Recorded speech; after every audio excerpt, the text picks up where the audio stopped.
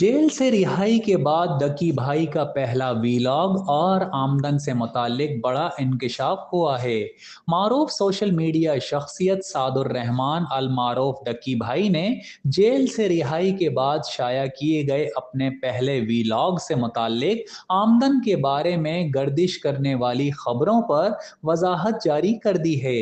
डकी भाई को चंद माह कबल ऑनलाइन एप्लीकेशंस की तशहीर से मुतालिक मुकदमे में गिरफ्तार किया गया था।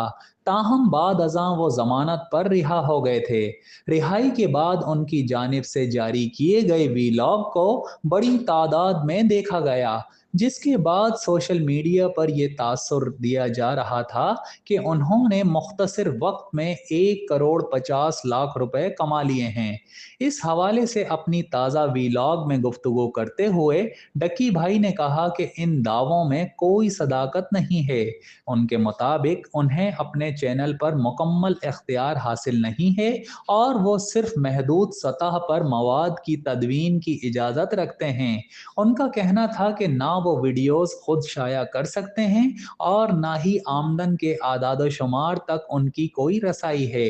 उनका इश्तिहारात से मुताल्लिक खाता फ़िलहाल गैर फ़ाल है, जिसके बाइस उन्हें किसी किस्म की माली आमदन हासिल नहीं हो रही है। उनके मुताबिक सोशल मीडिया पर फैलाई जाने वाली अफवाहें हकायक के बरक्स हैं।